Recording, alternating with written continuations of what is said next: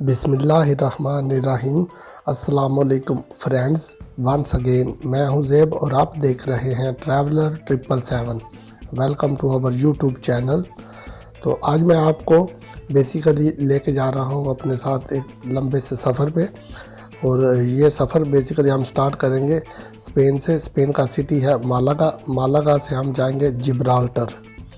जी हाँ, आज का सफ़र जो है वो जिब्राल्टर की तरफ है। तो अपना सफ़र जो है वो स्टार्ट करने से पहले मैंने कहा चलें थोड़ा सा, अभी मैं निकला ही हूँ, सुबह ही हुई है अभी, तो मैंने कहा थोड़ा कुछ नाश्ता कर लें ताकि फिर इसके बाद सफ़र थोड़ा लंबा है तो चलेंगे अपने सफ़र में। और बाकी सफ़र का जितना भी हाल अहवाल है वो भी आपको रास्ते में बताएंगे भी और दिखाएंगे भी और साथ में कैप्चर भी करेंगे। और यह है कि सफ़र में बाकी बातें भी आपसे होती रहेंगी। तो अभी तो मैं जा रहा हूँ ब्रेकफास्ट के लिए, आप भी साथ रहिए, इकट्ठे नाश्ता करते हैं, उसके बाद यहाँ से निकलते हैं तो फिर आपको आगे का सफ़र जो है वो दिखाता हूँ।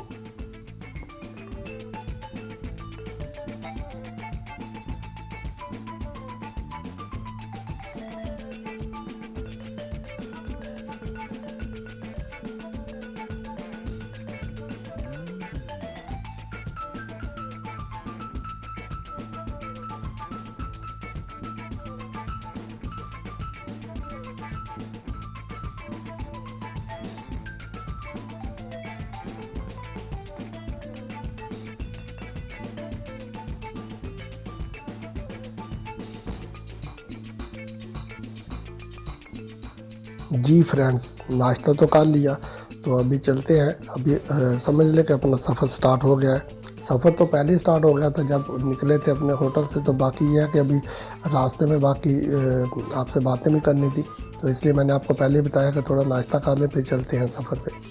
तो ये है, बाकी आपको पता है कि जिब्राल्टर जो है अभी, क्योंकि हम जिब्राल्टर जा रहे हैं तो इसलिए थोड़ा जिब्राल्टर के बारे में बात करता हूँ। जिब्राल्टर बेसिकली बहुत खूबसूरत है, बहुत ही छोटा है।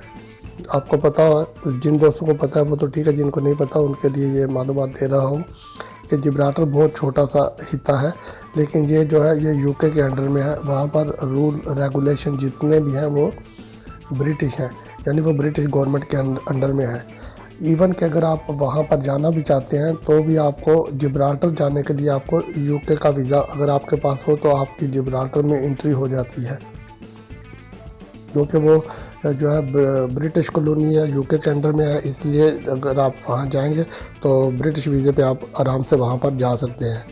तो बाकी यह है कि अगर आप वहाँ पर जाएं तो आप मेरे ख्याल से अगर थोड़ा सा ही है, इतना तो ज़्यादा है नहीं, एक दिन भी जो है वो मोर देन इनफ है अगर आप वहाँ पर जाकर विज़िट करना चाहते हैं।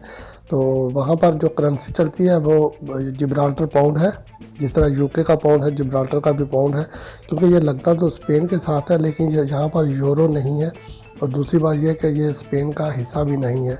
हाँ, स्पेन वाले कहते हैं, जो स्पेन की गवर्नमेंट है वो कहती है कि ये जो है जिब्राल्टर हमारा है। वो स्ट्रगल कर रहे हैं, स्ट्रगल तो कोई भी बंदा कर सकता है। जिस तरह बंदे कहते हैं कि ये हमारा हिस्सा है, वो हमारा हिस्सा है, लेकिन वो बेसिकली जो है वो यूके के अंडर में है और यूके की ही गवर्नमेंट उसको होल्ड करती है। और वहाँ पर जितने भी रूल्स रेगुलेशन हैं वो जो है वो ब्रिटिश है। और इसके अलावा वहाँ की जो ऑफिशियल लैंग्वेज है वो भी इंग्लिश है। हालांकि वो बिल्कुल उनकी सारा दिन स्पेन के साथ आम तरफ से वहाँ की पर बंदूकें रहती है, आते जाते हैं लोग, वो भी आते हैं स्पेन में, स्पेनिश वहाँ पे जाते हैं। लेकिन फिर भी इसके बावजूद उनकी जो ऑफिशियल लैंग्वेज है वो स्पेनिश है। और इसके अलावा यह है कि जिब्राल्टर में एक एयरपोर्ट है, वो मैं दिखाऊंगा आगे जब जाएंगे तो फिर आपको नज़र आ जाएगा। वो छोटा सा एयरपोर्ट है और उस एयरपोर्ट को देखने के लिए, वो है तो एयरपोर्ट लेकिन लोग उसका विज़िट करने के लिए ऐसे जाते हैं जिस तरह एक टूरिस्ट पॉइंट है। उसकी मैं वजह आपको बताता हूँ। और टूरिस्ट पॉइंट इस एंगल से उसको लोग समझते हैं कि उस एयरपोर्ट में से ही गाड़ियाँ गुजरती हैं और उसी एयरपोर्ट में से प्लेन भी गुजरता है। तो होता बेसिकली ये है, वहाँ पर ट्रैफिक सिग्नल लगे हुए हैं और जब जहाज़ आने वाला होता है, यानी प्लेन जब लैंडिंग के करीब होता है तो वो रोड को बंद कर देते हैं। तो फिर प्लेन लैंड करता है, प्लेन लैंड करके रुक जाता है जब, तो उसके बाद फिर वो यानी कि वो सिग्नल जो है वो ग्रीन हो जाते हैं और गाड़ियाँ गुजरना शुरू हो जाती हैं। और इसके अलावा आप बाई वॉक भी वहाँ से गुजर सकते हो। मैं भी जाऊँगा, मेरा भी प्लान है, लेकिन वो तो अभी आगे है, इसलिए वहाँ तक पहुँचने में अभी टाइम लगेगा। तो रास्ते के बीचों बीच अभी जा रहे हैं। तो ये है कि बाकी बातें मैं इसलिए आपसे करते जा रहा हूँ ताकि आपको एक आइडिया हो जाए कि सफ़र जो है कैसा होता है। और सफ़र बड़ा ज़बरदस्त है, मज़ेदार सफ़र है। बाकी वहाँ की इमिग्रेशन जो है वो क्रॉस करूँगा मैं, साथ में रिकॉर्डिंग भी करने की कोशिश करूँगा अगर उन्होंने मुझे अलाउ कर दिया तो। अगर ना अलाउ किया तो फिर तो नहीं मैं कुछ कह सकता, लेकिन जितनी हो सकी वहाँ की रिकॉर्डिंग ज़रूर करूँगा। वैसे मुझे पता है कि जब आप किसी कंट्री में जाते हैं और बॉर्डर क्रॉस करते हैं तो इमिग्रेशन जो है वो अलाउ नहीं करती, आप वीडियो नहीं बना सकते। लेकिन फिर भी अब आगे जाके देखते हैं, तो जो कुछ भी होगा आप साथ हैं, आपको पता भी चलता जाएगा। तो आप देखिए, अभी सफ़र एंजॉय कीजिए।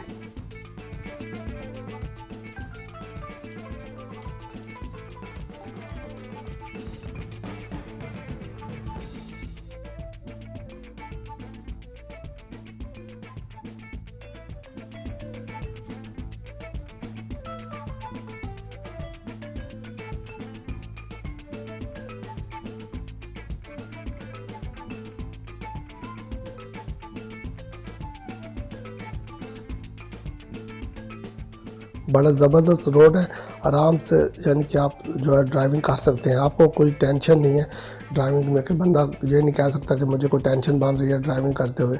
आप भी आराम से ड्राइविंग करें। जिस तरह कि मैंने आपको पहले भी बताया कि ये गाड़ी मेरी नहीं है, मैंने बेसिकली ये गाड़ी रेंट पे ली है। तो यहाँ जब आया था तो रेंट पे ली थी गाड़ी, वो इसलिए कि थोड़ा ट्रैवल करना था, आगे पीछे मुख्तलिफ़ जगहों पे जाना था, विज़िट करना था कई जगहों का। तो इसलिए कुछ सिटी के अंदर थी, कुछ जो प्लेसेस हैं वो सिटी के बाहर है।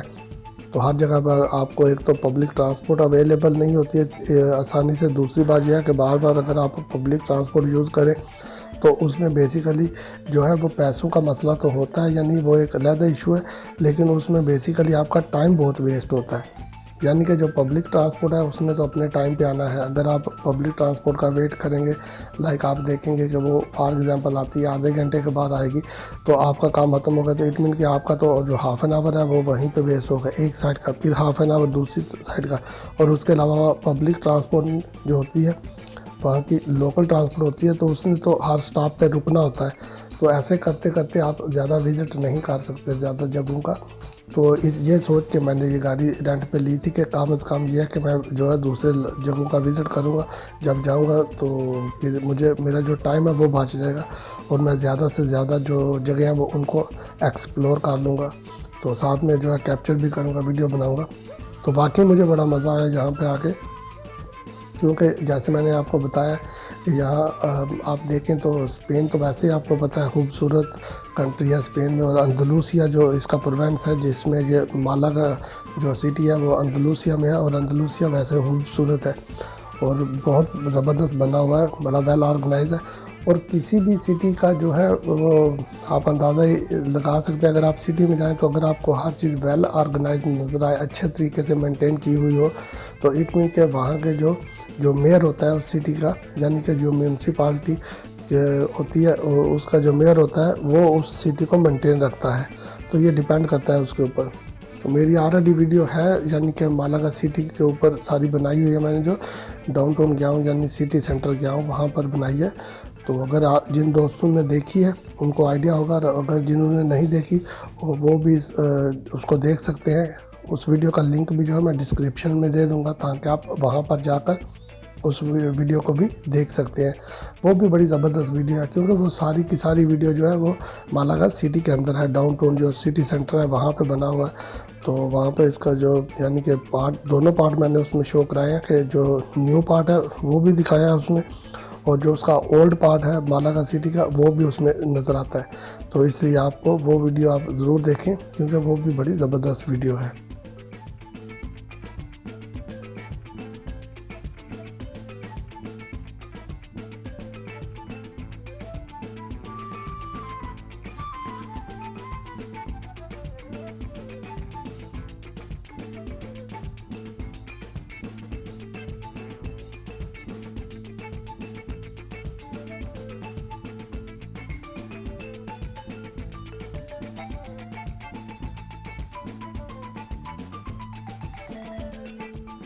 हम बेसिकली क्योंकि अभी सिटी से बाहर है, हाईवे के ऊपर है, और हाईवे में आपको पता है गाड़ियाँ एक स्पीड में जा रही होती हैं मज़े से।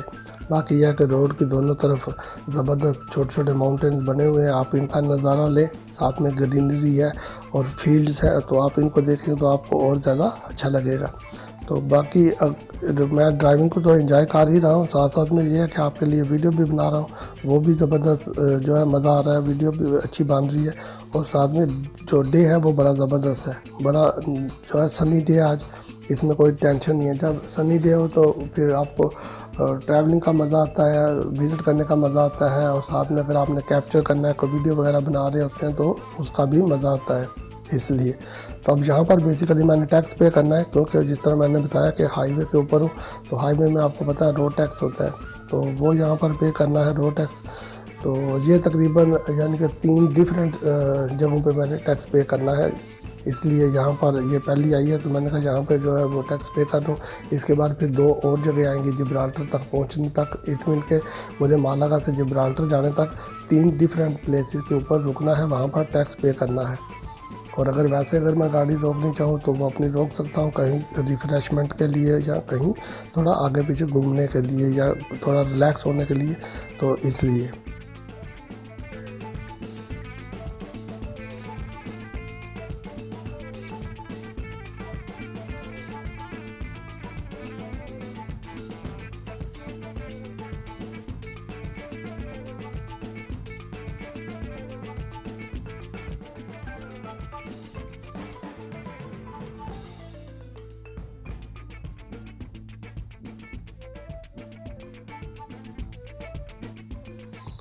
जी फ्रेंड्स, तो टैक्स भी पे हो गया, सिग्नल भी ग्रीन हो गया, बैरियर भी हट गया, और गाड़ी फिर रवां दवां जिस तरह पहले थी उसी तरह फिर दोबारा रोड के ऊपर भागना शुरू होगी। तो क्योंकि ये अगर आप लोकल रूट पे जाएंगे तो लोकल रूट पे आपका टैक्स जो है वो बच जाता है, लेकिन उसमें थोड़ा टाइम ज़्यादा लग जाता है। लेकिन हाँ, ये एक बात है, अगर आपने और भी ज़्यादा मज़े से एक्सप्लोर करना है चीज़ों को, यानी पूरे कंट्री को या पूरे प्रोविंस को आपने एक्सप्लोर करना है, तो फिर मैं आपको रिकमेंड करूँगा कि आपको हाईवे पे जाने की ज़रूरत नहीं है, आप चले जाएं लोकल रूट पे। लोकल रूट पे क्योंकि आपको छोटे छोटे विलेज नज़र आएंगे, छोटे लोकल टाउन्स वगैरह नज़र आएंगे, जो छोटे छोटे सिटी होते हैं जो रोड के साथ टच होते हैं वो आपको नज़र आएंगे। तो इन चीज़ों से आपको ये होता है बेसिकली कि आप और ज़्यादा एक्सप्लोर कर सकते हैं, इसलिए। और अगर आपने डायरेक्ट एक डेस्टिनेशन जो है वो फिक्स की होती है कि मैंने वहाँ पे जाना है, तो फिर ये है कि जहाँ से आप सफ़र स्टार्ट करते हैं आपका कंसंट्रेट होता है आपकी डेस्टिनेशन के ऊपर, तो फिर वहीं पे आप चले जाते हैं। क्योंकि मैंने ऑलरेडी बहुत विज़िट किया है इन जगहों का, बड़ा मैंने घुमा हूँ इधर आके, तो मुझे काफ़ी दिन हो गए यहाँ पे आए हुए। तो अभी ये है कि मैं सोच रहा था कि जिब्राल्टर जाना, तो इसलिए मेरा जो है वो टारगेट जिब्राल्टर है इस वक्त, तो वहीं जा रहा हूँ। बाकी मैंने स्पेन का बहुत ज़्यादा विज़िट किया हुआ है, मैड्रिड, बार्सिलोना, इसके अलावा और भी डिफरेंट जगहों पे मैंने विज़िट किया है। तो सफ़र दोस्तों अभी जारी है, लेकिन वीडियो लंबी हो रही थी, तो इसलिए मुझे थोड़ा इसको अभी यहीं तक पे ख़त्म करना पड़ेगा। इसका नेक्स्ट पार्ट जो है वो भी मैं अपलोड कर दूँगा एक दो दिन में, आप देख लीजिएगा। तो thanks for watching, stay tune, take care, अल्लाह हाफिज़। हाँ, अगर वीडियो अच्छी लगी है तो चैनल को सब्सक्राइब कीजिएगा, वीडियो को लाइक और शेयर कीजिएगा। टेक केयर, अल्लाह हाफिज़।